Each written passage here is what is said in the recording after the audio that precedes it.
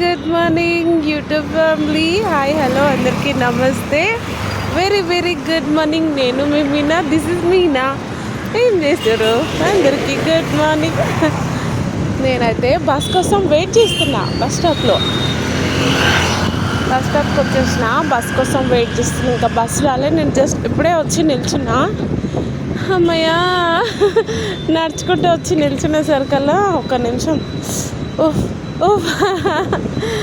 దమ్ము వచ్చేస్తుంది.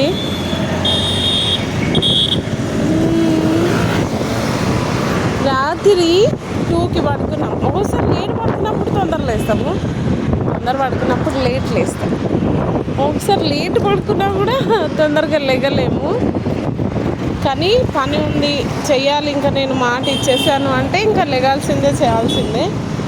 నిన్న వాటర్ వచ్చినాయని వర్క్ అంతా చేసి వెళ్ళినా కదా,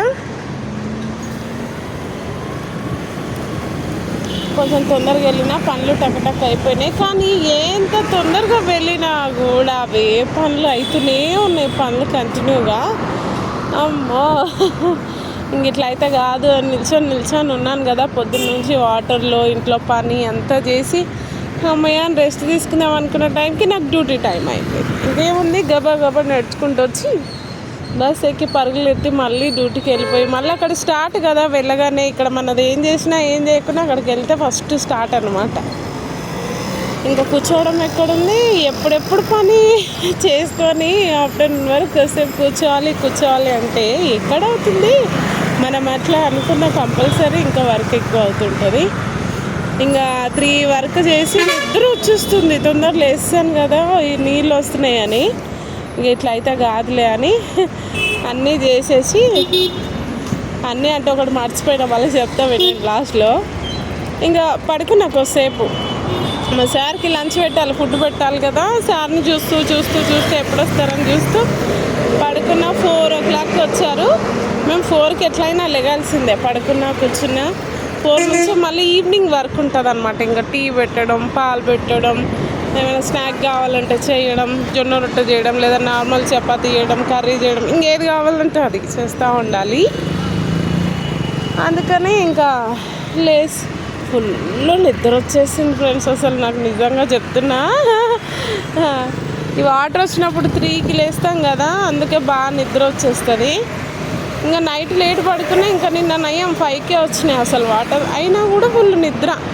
లేట్ పడుకొని మళ్ళీ 5కి వెళ్ళేసి పనంతా నీళ్ళల్లో తడిసి చేసేసరికల్లా టైర్డ్ అయిపోయి నిద్ర వచ్చినట్టుగా అయింది.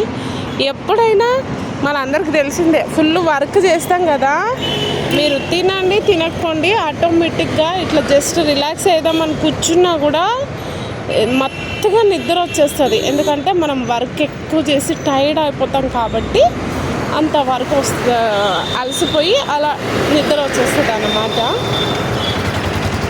అయితే రాత్రి గబా వెళ్ళి చికెన్ అనుకున్నా. మన అన్నది అంటే మన తెలిసిన అన్న వాళ్ళ షాప్ ఉంది, రోజు తీసుకుంటాం అక్కడ, అలవాటు అనమాట. అన్న దగ్గర 1/2 kg చికెన్ తీసుకెళ్ళిన. అప్పటికప్పుడు ఇంకా మాకే కదా అనేసి ఒక 1/2 kg చికెన్ తీసుకెళ్ళి ఇంకా కర్రీ వండి, రైస్ వండి లేట్ అయిపోతుంది. పిల్లలకి ఆకలి వేస్తుంది. 9 అయింది నేను వెళ్ళేసరికల్లా.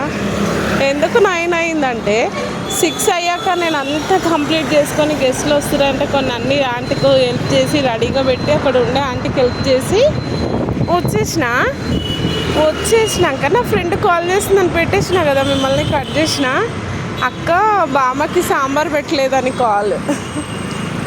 అయ్యో దేవుడా, ఏం చేయను. మళ్ళీ పరిగెత్తుకుంటూ తొందరగా వెళ్ళిపోయి వెనకకి ఆటో ఎక్కడానికి రెడీగా ఉన్నా. నేను అక్కడ నుంచి పరిగెత్తి వెళ్ళి తొందరగా ఒక కుక్కర్లో పప్పు పెట్టి అన్ని మిక్స్ వెజిటేబుల్ చిన్న పీసెస్ మిక్సీలో ఒక తిప్పాలన్నమాట బామ్మగారికి. అలా తిప్పి పప్పుచారు పెట్టి మళ్ళీ కోకోనట్ చట్నీ చేసిన, కొబ్బరి పచ్చడి. గెస్ట్లు వస్తారు కదా, 8 o'clock వస్తారని అన్నీ రెడీగా పెట్టి ఆంటీకి హెల్ప్గా ఉంటుంది అనేసి ఇంకా నేను 7 అయిపోయింది డ్యూటీ నుంచి బయటికి వచ్చేసరికి.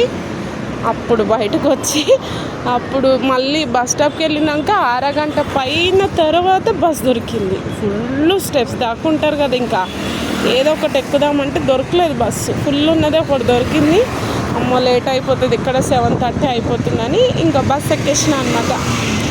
ఎక్కి మళ్ళీ మైదీపట్నంలో నించుంటే బస్సు లేదు, కాసేపటికి బస్సు వచ్చింది. అటు ఇటు చేసి నేను ఇంటికి వచ్చేసరికల్లా 9 అయిపోయింది.